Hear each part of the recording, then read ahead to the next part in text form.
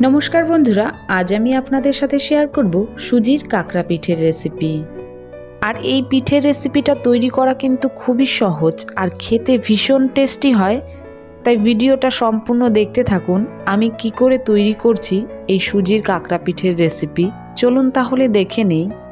प्रथमे आमी एकटी ग्यासे कड़ाई बसिए दिएछि। एर मध्य दिए दिচ্ছি 2 কাপ परिमाणेर जल और दिচ্ছি हाफ चामच नुन और दिए दिচ্ছি 5 চামচ परिमाणेर चीनी।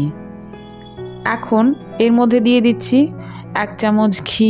घीटा दिले खूब सुंदर একটা গন্ধ আসবে আর কড়াইতে কিন্তু সুজিটা লেগেও ধরবে না। এবার জলটা ফুটে উঠেছে, এর মধ্যে দিয়ে দিচ্ছি 1 কাপ পরিমাণের সুজি। সুজিটা দেওয়ার পর খুব ভালো করে নাড়িয়ে আমি একটু ঘন করে নিচ্ছি। দেখুন সুজিটা কিন্তু ঘন হয়ে জলটা শুকিয়ে এসছে। এবার গ্যাসটা অফ করে দিচ্ছি। এরপর একটা থালা নিয়ে নিয়েছি, থালার মধ্যে দিচ্ছি সামান্য একটুখানি তেল। তেলটা দিয়ে থালার চারপাশে খুব ভালো করে লাগিয়ে নিচ্ছি। এরপর সুজিটাকে থালার মধ্যে আমি নামিয়ে নিচ্ছি। নামিয়ে একটু হালকা ছড়িয়ে ঠান্ডা করে নেব। ততক্ষণে কাকড়া পিঠের পুরটাকে তৈরি করে নেব।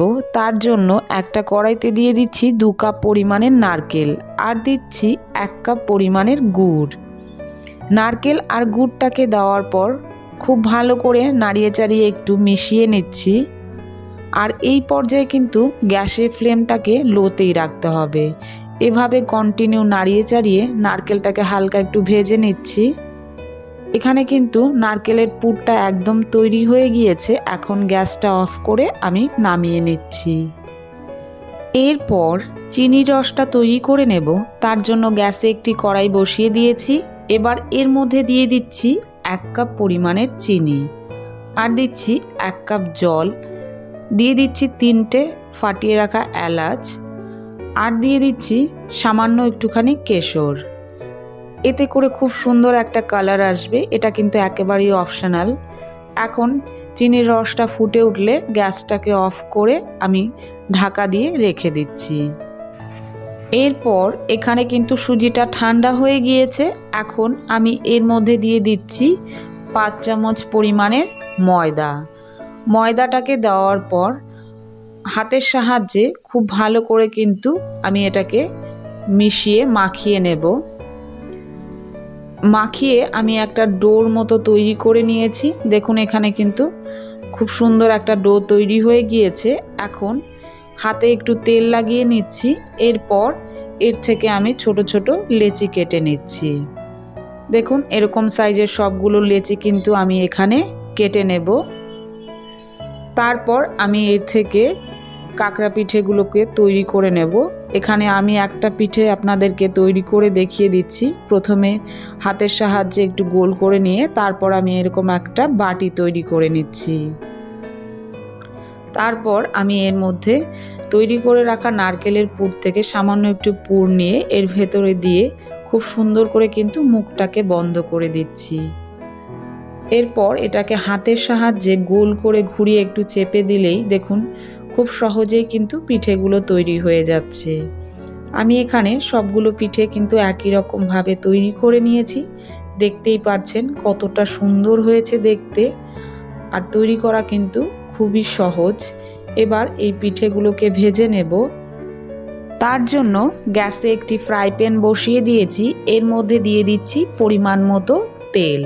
তেলটা গরম হয়ে এলে এর মধ্যে পিঠেগুলোকে দিয়ে আমি ভেজে নেব। আমি এক এক করে পিঠে এর মধ্যে দিয়ে দিচ্ছি। আর এই পিঠেগুলোকে ভাজার সময় কিন্তু গ্যাসের ফ্লেমটাকে মিডিয়াম টু হাইতেই রাখতে হবে।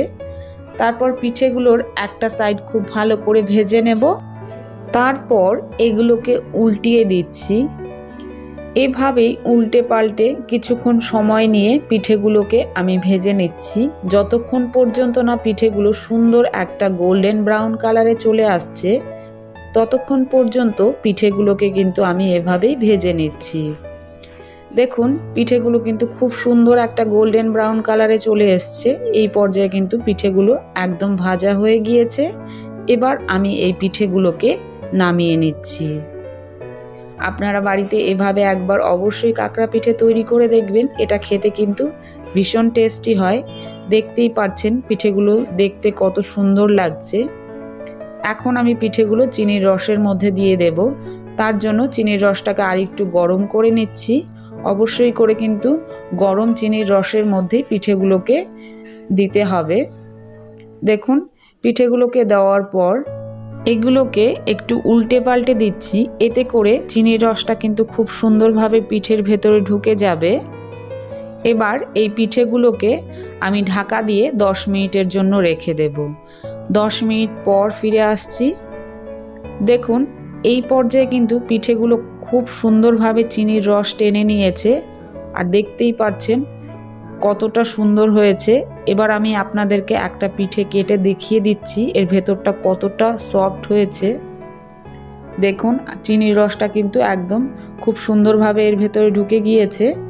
আজকের এই রেসিপি যদি আপনাদের কাছে ভালো লেগে থাকে লাইক, কমেন্ট এবং শেয়ার করবেন। আর আমার চ্যানেলে নতুন হয়ে থাকলে চ্যানেলটিকে সাবস্ক্রাইব করার অনুরোধ রইল। ভিডিওটি সম্পূর্ণ দেখার জন্য ধন্যবাদ।